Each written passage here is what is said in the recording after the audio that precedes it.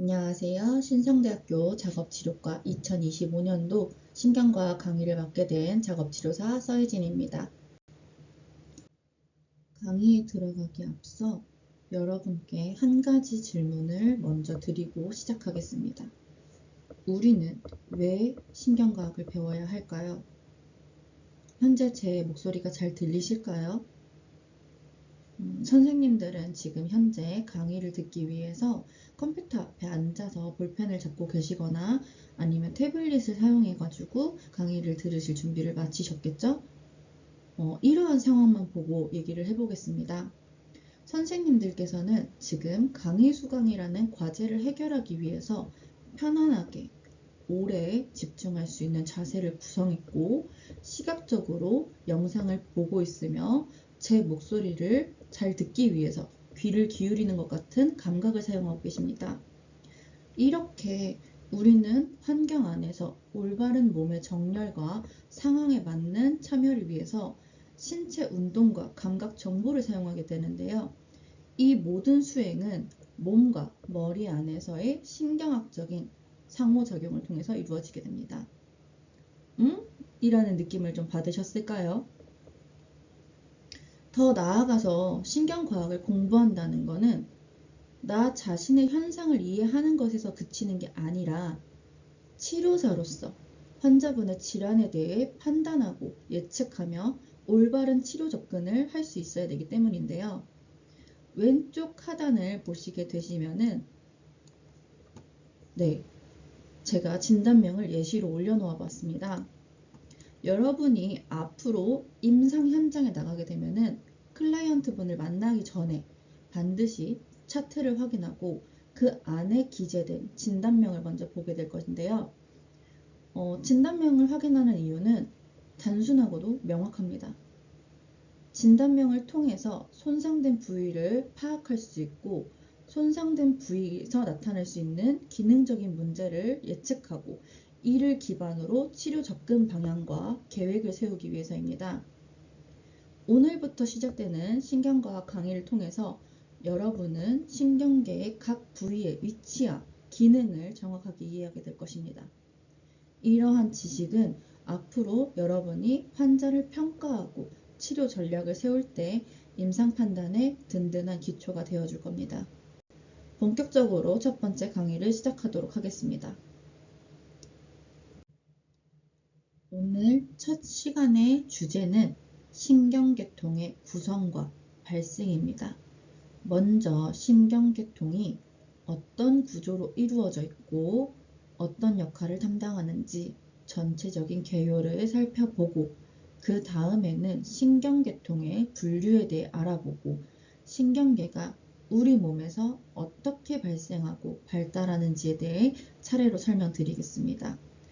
이번 강의의 학습 목표는 중추신경계통인 센트럴 너버스 시스템과 말초신경계통인 페리페럴 너브 시스템의 구성 요소를 이해하고 각 구성 요소의 기능적인 위치와 기능을 확인하며 신경계통의 발달에 대한 이해를 할 수 있다는 것을 목표로 삼았습니다. 강의 학습 목표를 기억해 주시고 강의를 들어주시면 이해에 도움이 되실 것 같습니다. 먼저 신경계통의 개요입니다. 인간의 신경계는 약 1천억 개의 신경세포인 뉴런으로 이루어져 있습니다. 은하계에 별만큼 많다고 하는데요. 이 신경세포들은 수많은 가지를 뻗어서 서로 연결이 되고 상황에서의 우리 몸에 대한 정보를 주고받게 됩니다. 이렇게 신경세포들이 서로 정보를 주고받는 정점을 우리는 신경연접, 영어로는 시냅스라고 부르게 됩니다. 1천억 개의 신경세포가 정보를 주고받는다 라는 것은 우리 몸 안에서의 수천 조의 시냅스가 작동되고 있다라는 얘기입니다. 이 시냅스, 신경연접을 통해서 우리는 생각을 하고 움직이고 판단하고 감정을 느낄 수 있습니다. 이처럼 우리 몸 안에서의 반응을 만들어내기 위해서 각자의 올바른 위치에서 존재하고 있는 신경세포들의 집합과 신경세포끼리 정보 교환을 위해서 연결하는 시냅스 연결망을 통틀어서 신경계통이라고 부릅니다. 그 말인즉 시냅스를 통한 정보교환 과정에서 나타나는 우리의 반응과 행동을 올바르게 이해하기 위해서는 먼저 신경계통의 구조와 기능에 대해서 알아야겠죠. 신경과학을 공부하실 때 이름이 있다 라는 것은 기능이 존재한다 라는 것을 염두에 두시고 들어주시면 감사하겠습니다. 이제 신경계통의 분류에 대해서 알아보도록 하겠습니다. 앞에서 말씀드렸던 것처럼 신경세포들이 모여가지고 거대한 네트워크를 이루고 있는데요. 이 거대한 네트워크를 신경계통, 너버스 시스템이라고 부릅니다. 신경계통은 위치에 따라서 크게 두 가지로 나눌 수 있는데요. 첫 번째, 중추신경계통인 센트럴 너버스 시스템, 줄여서 CNS라고 부릅니다. 구성은 브레인인 뇌와 스파이널 코드인 척수로 구성되어 있습니다. 역할은 외부와 내부에서 들어온 정보를 종합하고 적절한 명령을 만들어서 다시 몸으로 내보냅니다. 비유를 하자면 센트럴 너버스 시스템, CNS는 컴퓨터의 본체와 같습니다. 모든 데이터가 여기에서 처리되고 결정이 내려집니다. 자, 두 번째인 말초신경계통입니다. 페리페럴 너버스 시스템이라고 부르며 줄여서는 PNS라고 말하는데요. 구성은 뇌신경, 크레니얼 널브와 그리고 척수신경인 스파이널 널브로 되어 있습니다. 역할은 중추신경계 CNS를 우리 몸 곳곳과 연결하는 전선망이라고 이해하시면 될 것 같습니다. 손끝의 감각을 CNS로 보내고 CNS에서 내려온 운동 명령을 근육으로 전달하여 손을 구부린다 라는 움직임을 전달할 수 있는 것이죠. 정리하자면 PNS는 말초신경계통은 정보의 통신선 역할을 하게 됩니다. 쉽게 얘기를 하자면 CNS라는 본체에 주변 장치, 감각이나 운동기들을 연결해주는 케이블이라고 말씀드릴 수 있습니다. CNS와 PNS는 항상 늘 함께 작동을 하는데요. 감각 자극이 발생되면 PNS를 통해서 CNS로 전달을 하고 CNS에서 판단을 하고 다시 PNS를 통해서 명령을 전달하게 됩니다. 이 유기적인 협력 때문에 우리는 환경에 반응하고 움직임을 실행할 수 있는 것이죠. 자, 그럼 이제 신경계통을 조금 더 세부적으로 살펴보겠습니다. 화면에 보이는 표와 그림처럼 중추신경계통 CNS는 발생학적인 관점에서 대뇌인 세레브럼, 그리고 소뇌인 세레벨럼, 뇌줄기인 브레인스템, 척수인 스파이널 코드로 구분되게 됩니다. 이들은 우리 몸의 한가운데 위치하고 있으면서 신경계 전체의 지휘본부 역할을 하게 됩니다. 핵심 기능으로는 환경의 변화를 감지해서 외부에서는 온도, 소리, 빛 등의 자극과 내부에서는 혈압, 호흡, 소화 상태 등에서 오는 정보를 받아들이고 들어온 정보를 종합하고 의미를 해석하는 통합과 판단을 적절한 반응을 결정하여 말초신경계로 신호를 보내는 명령 전달의 역할을 하게 됩니다. 그리고 운동 반사, 자율 기능인 호흡, 심박, 체형 등을 조절하며 적응해 나가는 기능을 하게 됩니다. 쉽게 말해 중추신경계는 감각 정보를 통합해서 그에 맞는 행동을 설계하는 본부라고 볼 수 있습니다.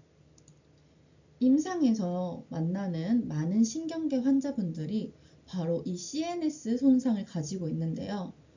뇌졸중이나 외상으로 인해 대뇌 세레브럼 손상 시에 운동장애, 언어장애, 인지 기억장애가 올 수 있고, 손해인 세레벨럼의 손상 시는 균형장애, 운동협응장애가 생길 수 있고, 뇌줄기인 브레인스템 손상 시에는 호흡, 심박 조절에 문제가 생겨서 생명 유지와 직결될 수 있으며, 마지막 척수인 스파이널 코드 손상 시에는 손상 부위 이하가 영향을 받아서 감각과 운동 기능에 마비가 생길 수 있습니다. 지금 말씀드린 내용은 우리가 신경과학을 왜 공부하는지에 대한 이유가 되기도 합니다. 브레인의 부위마다 역할이 다르다는 것을 캐치하셨길 바랍니다. 이처럼 중추신경계 CNS는 마치 우리 몸의 본부 사령관과 같습니다. 각자 어떤 역할을 해주는지 이 네 가지 구조 중에서 가장 아래쪽 척수 스파이널 코드부터 위로 올라가며 하나씩 살펴보도록 하겠습니다.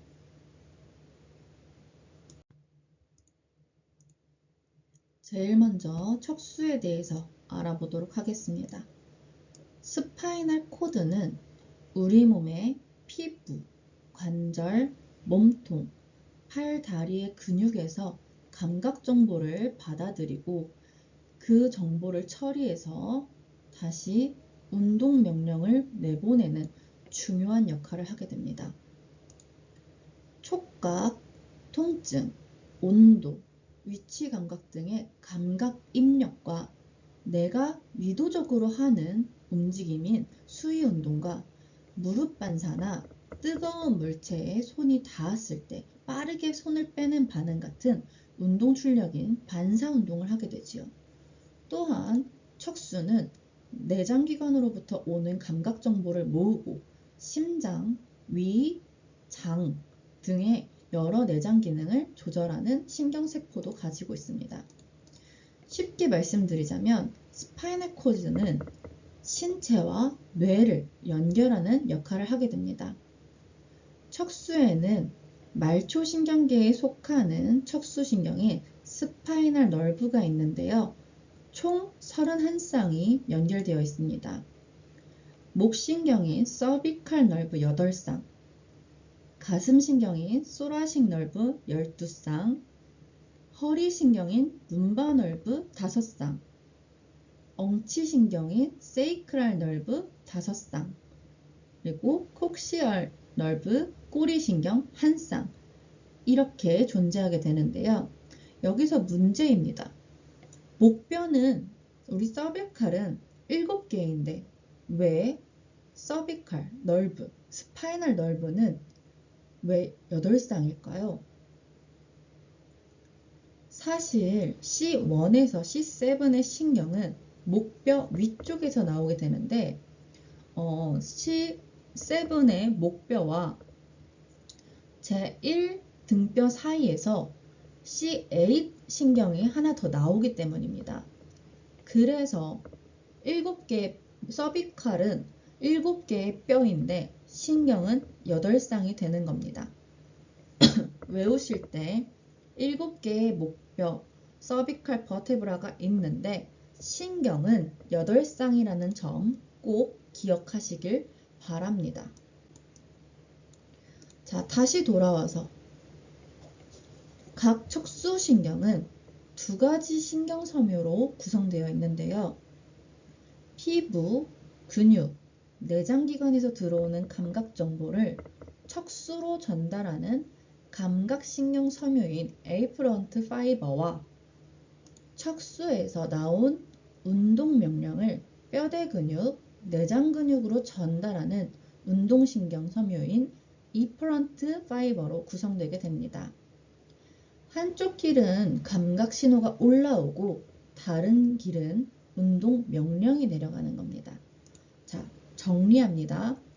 척수, 스파이널 코드는 감각 정보를 수집하고 운동 명령을 전달하며 신체와 뇌를 이어주는 역할을 하며 척수신경인 스파이널 너브는 총 31쌍으로 각 신경은 감각섬유와 운동신경섬유로 구성되어 있다라는 거 알고 계셔야 될 것 같습니다. 문장으로 말씀드리자면 척수는 단순한 전선이 아니라 자체적으로도 반사를 일으키는 부위다 라는 걸 체크하고 이제 스파이널 코드 위쪽인 뇌줄기 브레인스템에 대해서 살펴보도록 하겠습니다.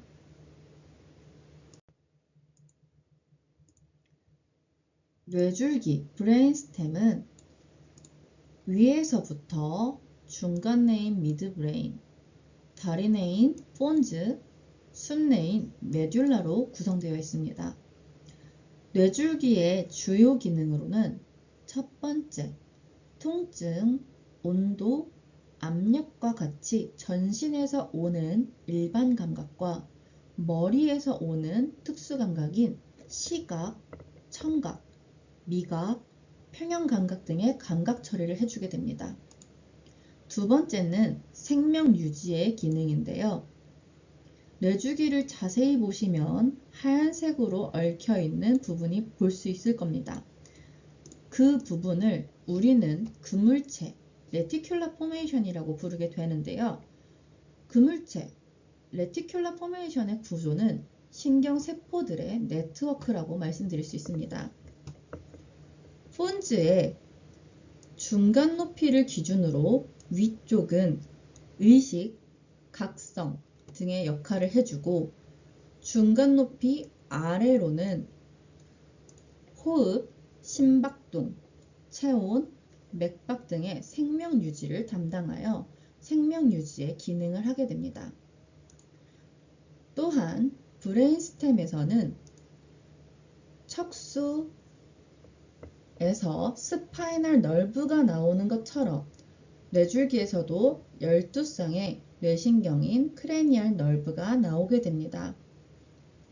첫 번째로는 올팩토리인 후각신경, 두 번째는 시각신경인 옵틱, 세 번째는 눈돌림 신경인 오큘러모터 너브, 그리고 네 번째는 도르래 신경인 트로클리어, 다섯 번째는 3차 신경인 트라이제미널, 여섯 번째는 갓돌림 신경인 업덕센스, 그리고 일곱 번째는 얼굴 신경인 페이시얼 너브, 여덟 번째는 안뜰 신경인 베스티뷸러 코클리어, 아홉 번째는 혀인두 신경인 글로소팔린지얼 너브, 열 번째는 미주 신경인 베이거스, 11번째는 더부 신경인 악세사리 너브, 12번째는 혐의 신경인 하이포글로살 너브가 있습니다. 머리, 목의 감각인 시각, 청각, 미각 등을 받아들이는 감각신경 섬유와 눈, 얼굴, 혀, 내장 근육으로 명령을 보내는 운동신경 섬유가 있는데요. 이 크레니얼 너브 덕분에 우리는 눈을 움직이고 표정을 짓고 음식을 씹고 삼킬 수 있습니다. 이제 이해를 돕기 위해서 브레인스템의 손상에 대해서도 간단하게 얘기를 드려볼게요. 아까 말씀드렸던 거를 좀 생각하시면은 브레인스템에서의 손상, 작은 병변도 치명적입니다. 손상 시에는 호흡 곤란이나 심장 정지, 의식 소실 등이 있을 수 있으며 뇌신경 크레니얼 너브의 마비 시에는 안구진탕 아니면은 안면근 마비로 인한 표정 상실, 연화 장애가 나타날 수 있습니다. 자, 이제 브레인스템 정리하도록 하겠습니다. 브레인스템 뇌줄기는 미드브레인, 폰즈, 메듈라로 구성이 되어 있으며 기능적으로는 감각 정보를 처리하고 생명을 유지하며 뇌신경의 기원을 하고 있습니다.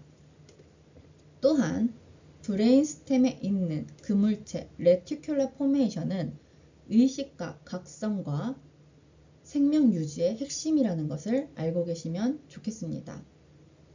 문장으로 말씀드리자면 뇌줄기는 브레인스템은 생명 유지의 조타실이자 신호의 고속도로라고 기억해 주시면 될 것 같습니다. 뇌줄기는 작지만 멈추는 순간 생명이 위험해집니다. 그래서 뇌줄기의 손상은 단순한 마비 문제가 아니라 생명과 직결된다는 점을 꼭 기억해 주시길 부탁드리겠습니다. 이제 뇌줄기의 뒤쪽에 위치한 세레벨럼, 소뇌에 대해서 말씀을 드려보도록 하겠습니다. 소뇌, 세레벨럼은 뇌줄기, 브레인스템의 뒤쪽, 그리고 대뇌의 아래에 위치한 작은 뇌입니다. 이름 그대로 작은 뇌라는 뜻이며 대뇌처럼 주름이 많습니다. 또한 뚜렷한 틈새를 기준으로 몇 개의 여빈 로브로 구분되게 되어 있습니다. 소뇌의 주요 기능으로는 첫 번째, 스파이널 코드와 세레브럼으로부터 들어온 운동 감각 정보를 처리하여 다시 세레브럼과 스파이널 코드로 정보를 보내면서 동작을 조율하는 운동 조율, 코디네이션의 기능을 말씀드릴 수 있습니다. 이는 숙련된 운동기술 학습, 예를 들면 글씨를 쓰거나 악기를 연주한다거나 같은 그런 기술의 학습에 필수적입니다. 두 번째는 균형과 자세 조절입니다. 밸런스 앤 포스처라고 말씀을 드릴 수 있겠는데요. 전정기관인 베스티뷸라 organ에서 들어온 평형 감각 정보를 통합해서 몸의 균형을 유지하고 올바른 자세를 조절하게 됩니다. 쉽게 말해 세레벨럼은 운동의 조율자이자 균형의 관리자라고 이해하시면 될 것 같습니다. 임상적으로 연결을 해보자면 소뇌의 손상 증상으로는 운동실조증인 아탁시아와 손발을 목표에 맞게 움직이기 힘든 협응장애인 디스메스리아를 예로 들을 수 있겠네요. 작업치료적으로 치료실에서 세레벨럼 환자분을 만나게 된다면 보통 균형 훈련인 밸런스 트레이닝이나 소근육 협응 훈련인 코디네이션에 관련된 치료를 적용하게 됩니다. 자, 정리하겠습니다. 소뇌는 세레벨럼은 말 그대로 작은 뇌의 형상을 가지고 있으며 주름과 여부로 나뉘게 됩니다. 기능으로는 운동 조율과 균형, 자세 조절을 말씀드릴 수 있고요. 손상 시에는 운동 실조나 협응 장애, 균형 장애 등이 발생하게 됩니다. 소뇌는 단순히 움직임을 일으키는 곳이 아니라 움직임을 정확하게 다듬는 곳이라는 거 기억해 주시고 더 정확하고 세밀한 내용은 소뇌를 다루는 해당 파트에서 공부해 보도록 하겠습니다. 이제 세레벨럼의 위쪽인 사이뇌 디엔세팔론에 대해서 공부하도록 하겠습니다.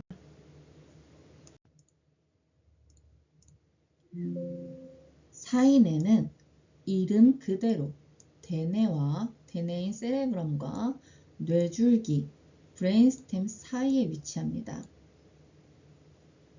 그렇기에 사이뇌라는 이름이 붙었고요. 여기 디엔세팔론, 사이뇌에 속하는 주요 구조는 모두 시상, 살라무스라는 이름과 관련이 있습니다. 대표적으로 말씀드릴 수 있는 건 시상인 살라무스와 시상 하부인 하이포살라무스를 말씀드릴 수 있을 것 같습니다. 먼저 시상인 살라무스는 후각을 제외한 모든 감각 정보, 시각, 청각, 촉각, 압각 등에 받아가지고 대뇌 겉줄로 전달을 하며 시각의 정보는 뒤통수 옆으로,